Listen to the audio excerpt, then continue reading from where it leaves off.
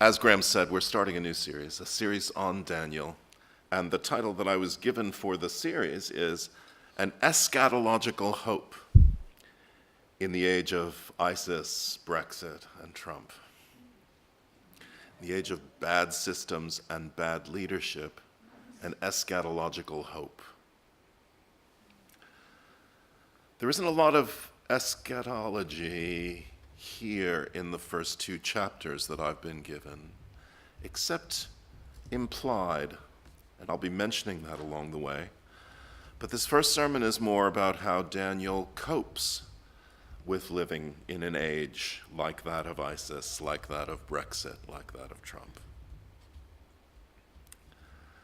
Daniel, surprisingly, isn't the only person in Scripture to find himself in such a situation. In fact, in Scripture, there's more occasions of this than not.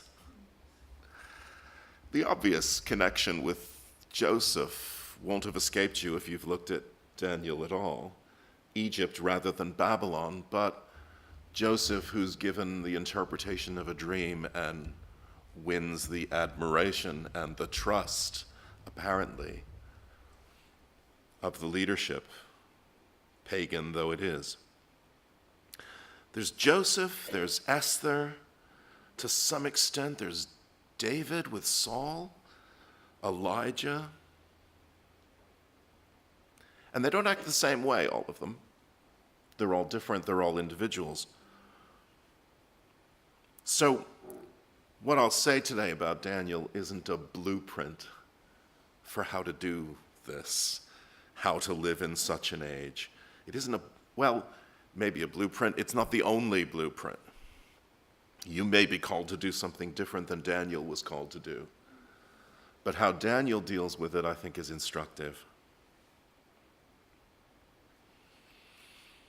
When I was told that I had the first two chapters of Daniel as my text, it occurred to me that the sermon preparation could be very simple. I would just have somebody really good, like Matt Nell, read the passage, and by then there'd be time for one or two songs before we ended it. So you'll see there wasn't a Bible reading. There's several stories, actually, that make up the first two chapters, and I wasn't sure that a straight Bible reading would get them across to you. So let me tell you about the stories and include some of the wording from the text along the way. In some ways, verses 1 and 2 would have been enough for a 50-minute sermon. Because in verses 1 and 2, we find the sort of matter-of-fact statement that must have driven the Jews crazy and certainly drove the nations and secular people today to think that we're crazy to trust such a God. I did a little study highlighting all the things that God does in these two chapters, and he doesn't do what I want him to do. He hardly ever listens to my advice. It's one of the problems of having a personal relationship with this guy. He thinks he knows everything. Nebuchadnezzar, king of Babylon, came to Jerusalem and besieged it, and the Lord delivered the king of Judah into his hands, along with some of the articles from the temple of God. First thing that God does in this passage is to surrender the king of Judah and the objects in God's temple to a pagan despot. What an auspicious beginning. What a God we serve.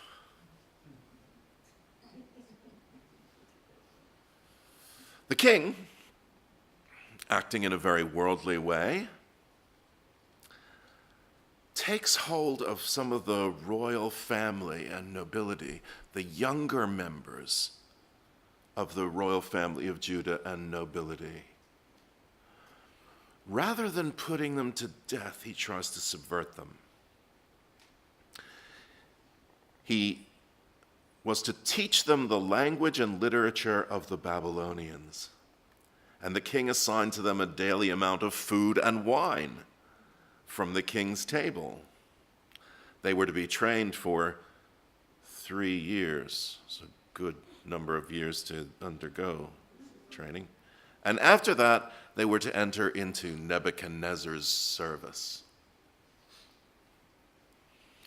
I made the mistake of asking Katya for help and received a list of books. A list of books to read about how food in ancient Semitic cultures, food and indoctrination, food and lifestyle, food and social, psychological, spiritual identity are linked. Really, the only book that you need to know is The Lion, the Witch, and the Wardrobe and The Queen's Turkish Delight. You get into real trouble by eating the food. Daniel resolved not to defile himself with the royal food and wine. At first I thought this was odd, that he should refuse that rather than the teaching and the literature. But what I've learned from reading the stuff about the ancient world was refusing this outwardly was refusing the other inwardly.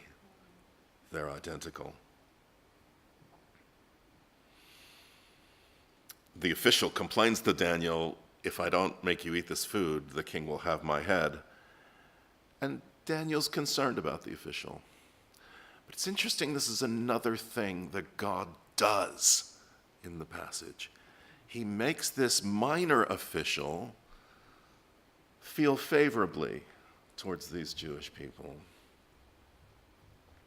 That's nice, God. Why don't you make Nebuchadnezzar change his mind? Joseph has the same problem in Egypt.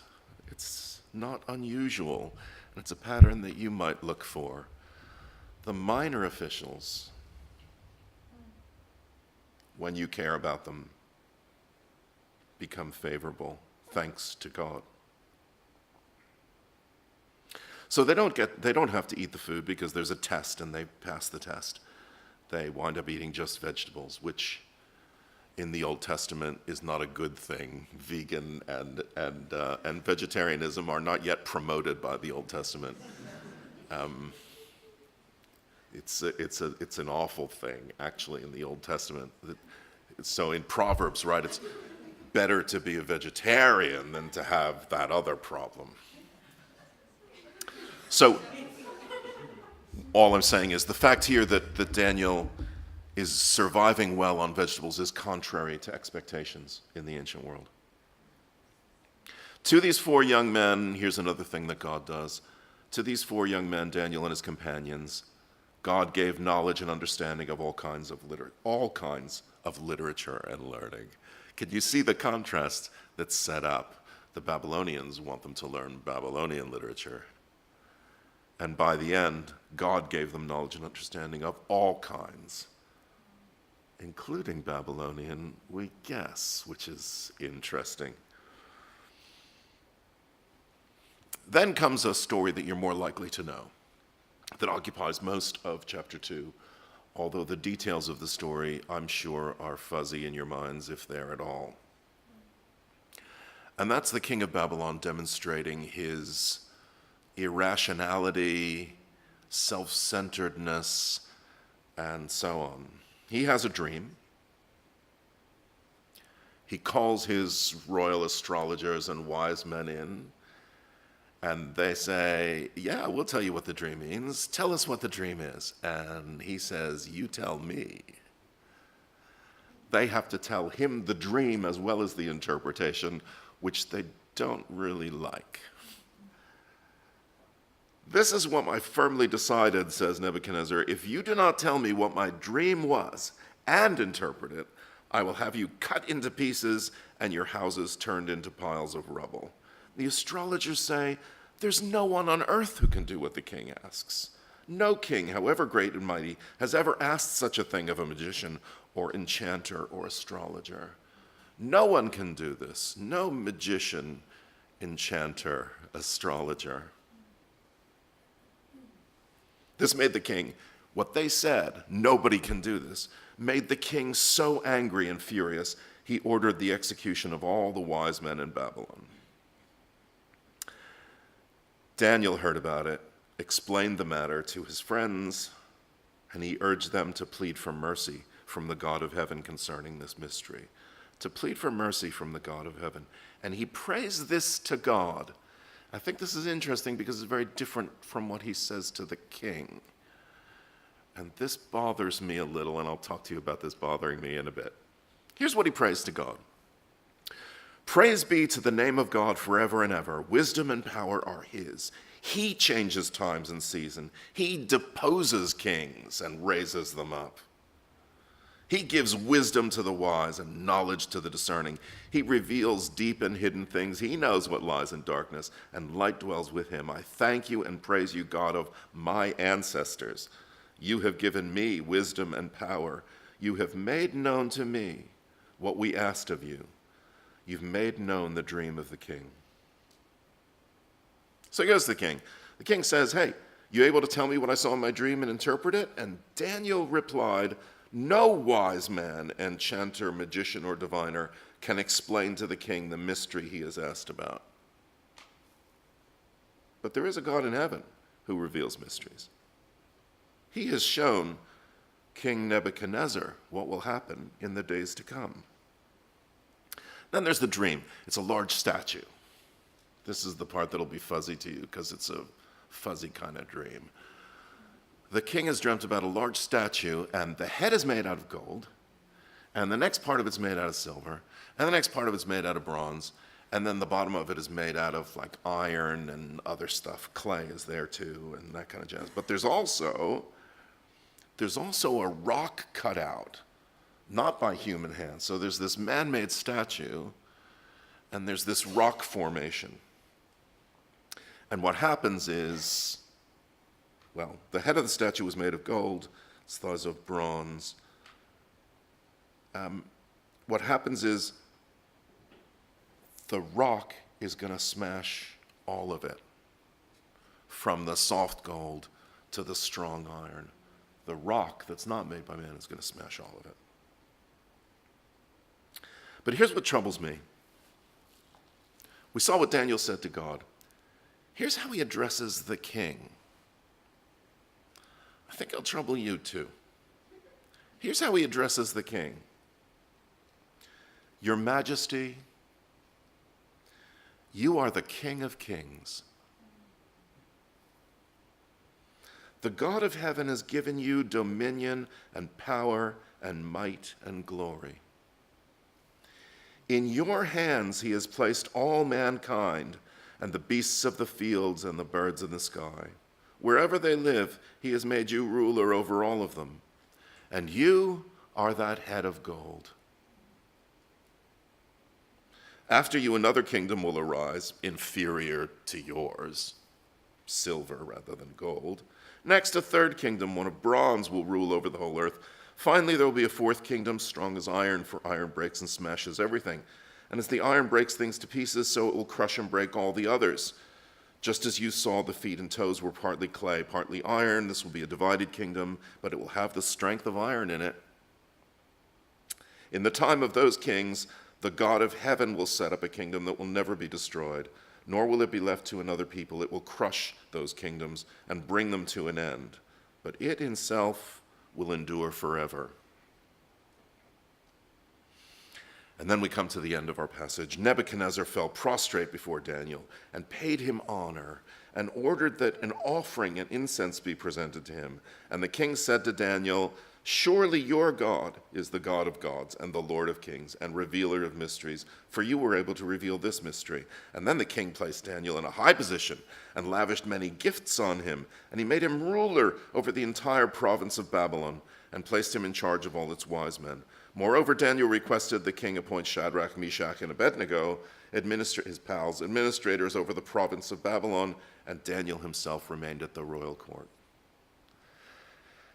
Happy ending. But you are the King of Kings. I want to admonish Daniel for saying that, don't you? In our first story about the food, he's done the good thing. He hasn't drunk the Kool-Aid. He's not swallowed the lies.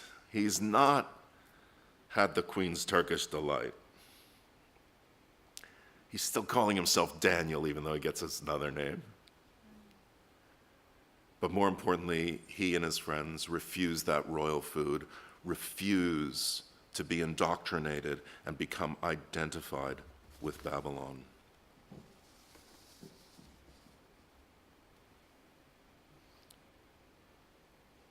It's tempting, though. It must have been tempting. Think about how he was selected.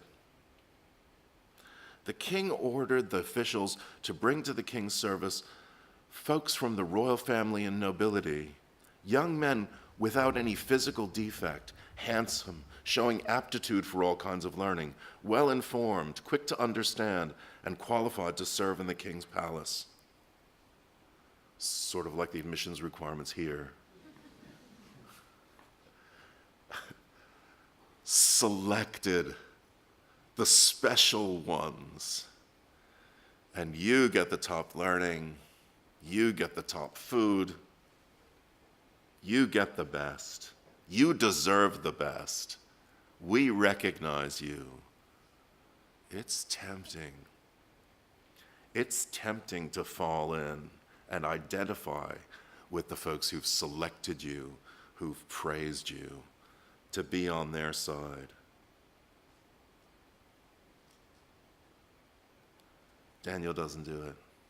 And Daniel's considerate of others even within that system. Daniel remains Daniel and doesn't identify with Babylon.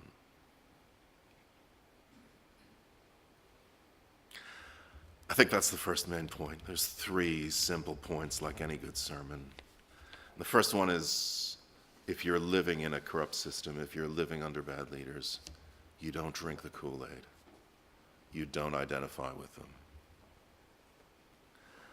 The second is the harder lesson for me, and it has been in life as well as in the text.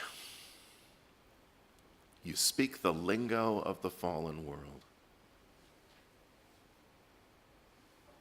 Daniel knows, praise be to God, all wisdom and power are his.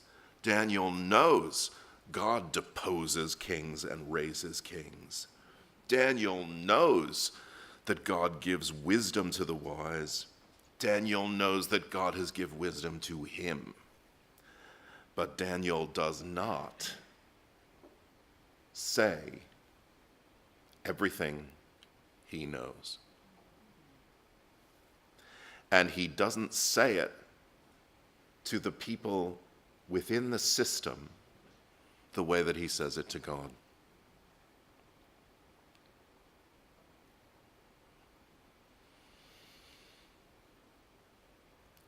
Daniel says he doesn't have any special wisdom. He doesn't have any special power, which looks like he's contradicting what he's said to God. He's emphasizing God in this. But my problem is he's also emphasizing the leadership of the King of Kings. God has given you power and dominion and might. And, well, God has given you might and power and dominion and glory. There is a way of saying that sentence that's flattery. There's a way of saying that sentence that is acknowledging what I don't like that God did in verse 1 and 2, but acknowledging that it's God that has done it. And you don't need to say sometimes the God who raises and deposes kings.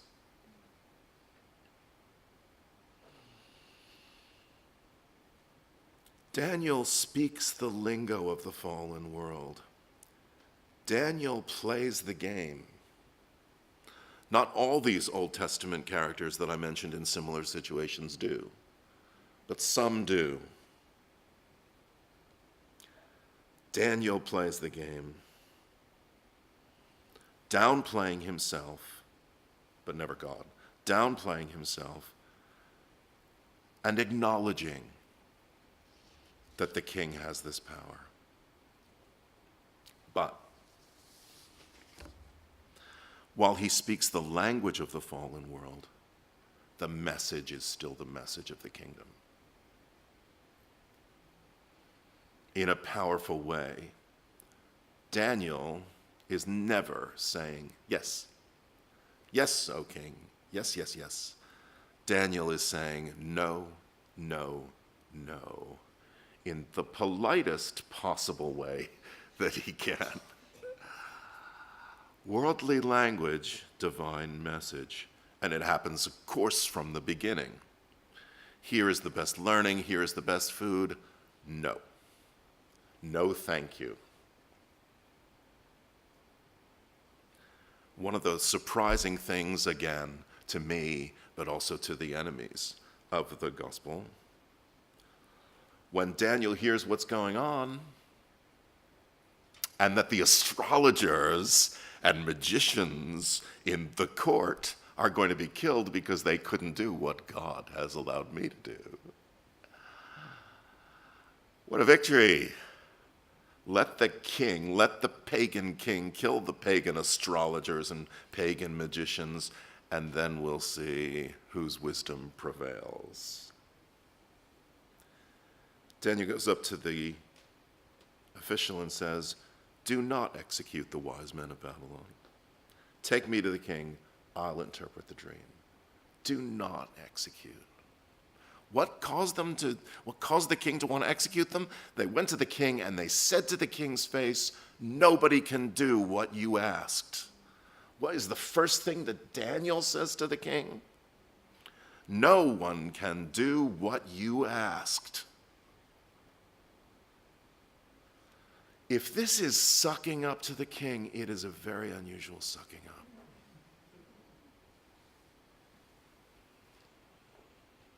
And it's a very unusual attitude for a godly person to take, to have their first message echo that of the pagan astrologers and wise men. I find that fascinating. The astrologers are our enemy? No, not in Daniel's case. Things don't go so well for them in Esther, but we'll not talk about that right now. Daniel replies, no wise man, enchanter, magician can explain to the king the mysteries asked about. Exactly the message that they said. He does say the God of heaven has given you dominion. He does say you are the head of gold, which the king loves, right?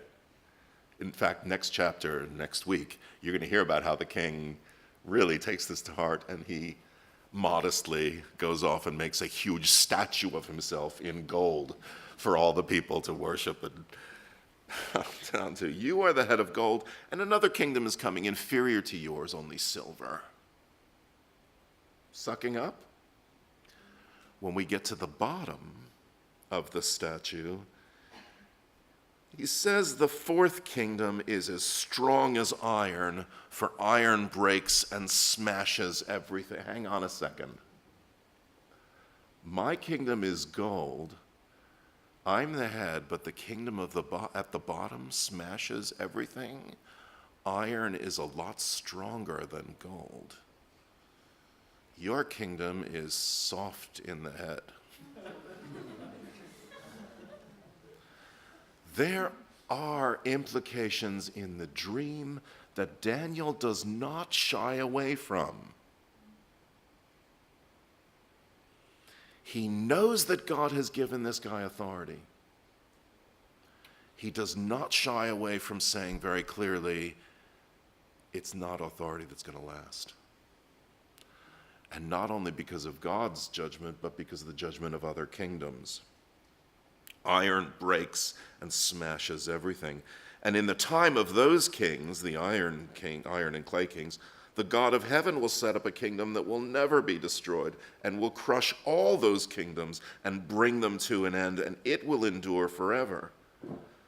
It's a rock cut out of the mountain, but not by human hands, a rock that broke the iron, the bronze, the clay, and the gold to pieces. Daniel says to the king. But you know what? The kinds of systems that we find ourselves in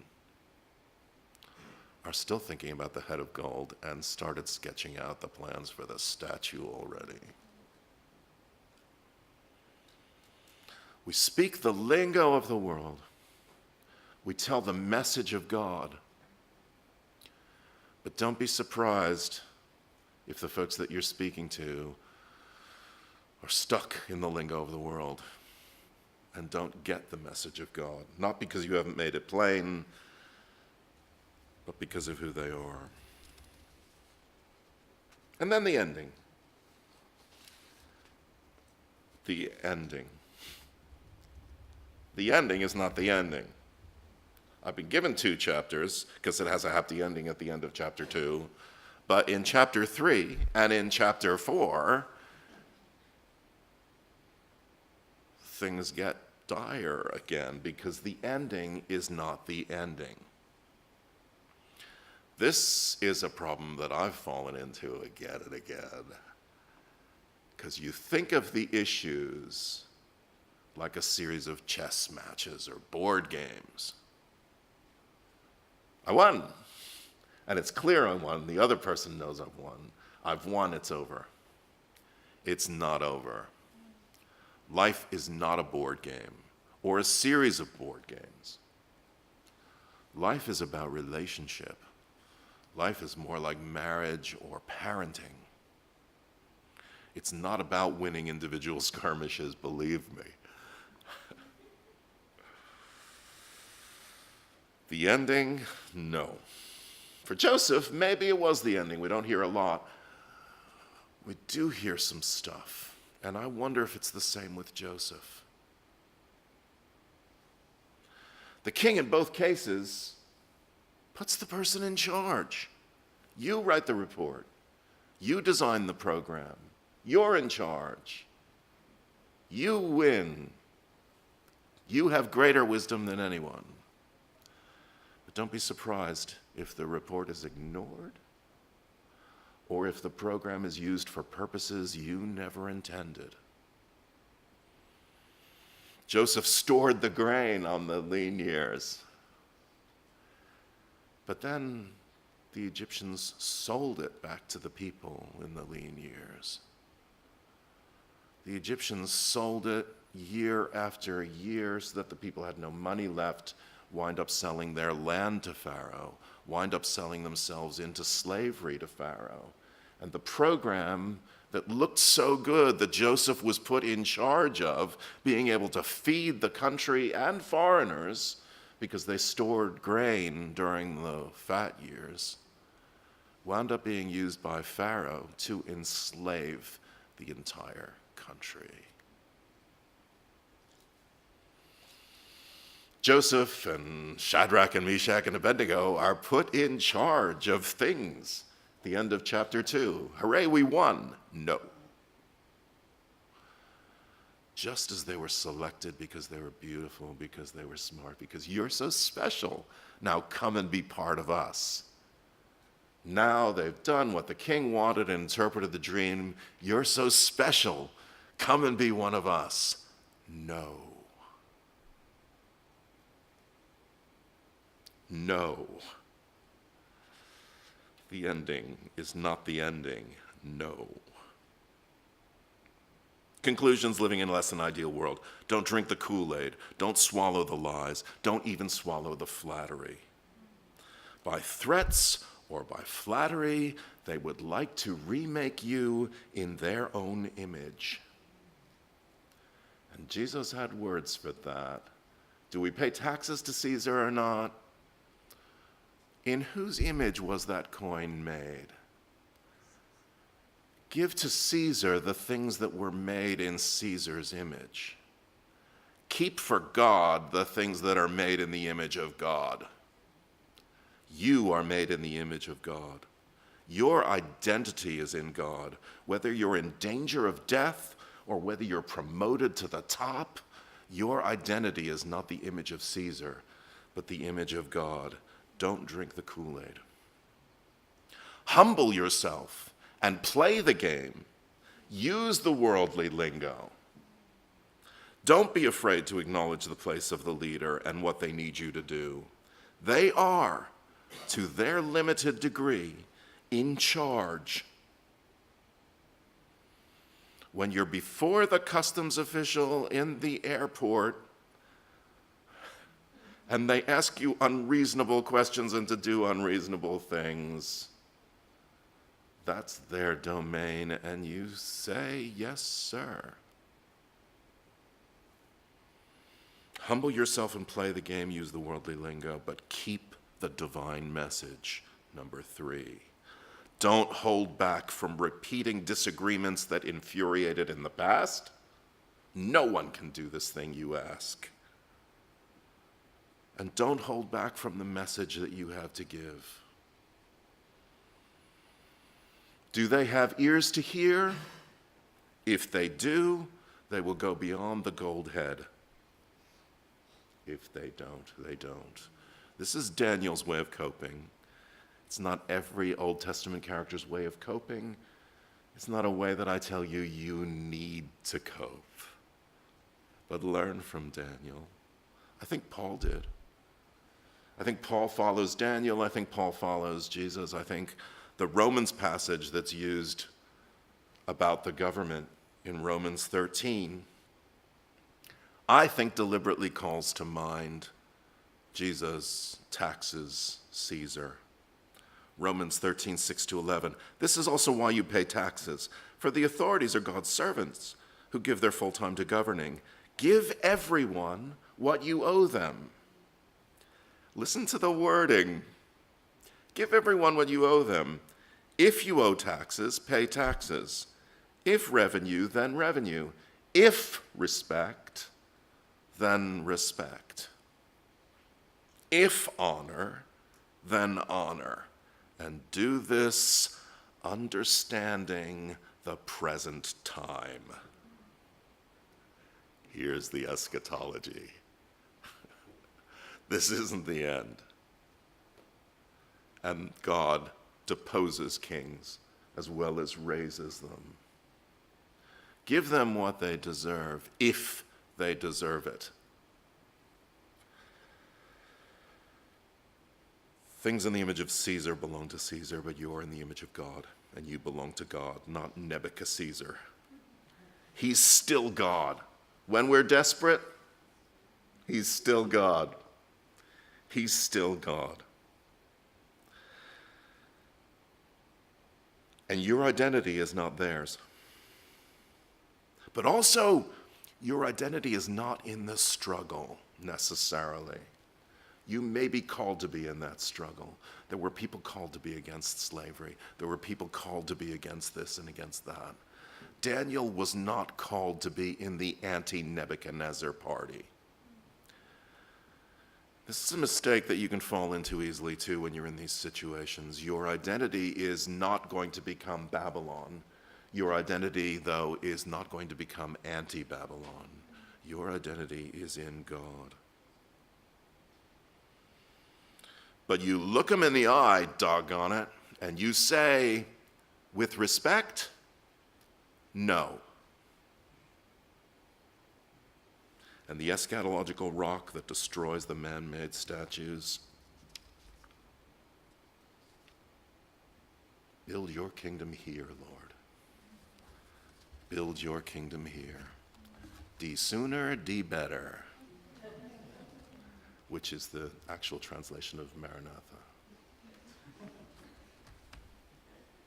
Thanks for listening. The Lord be with you.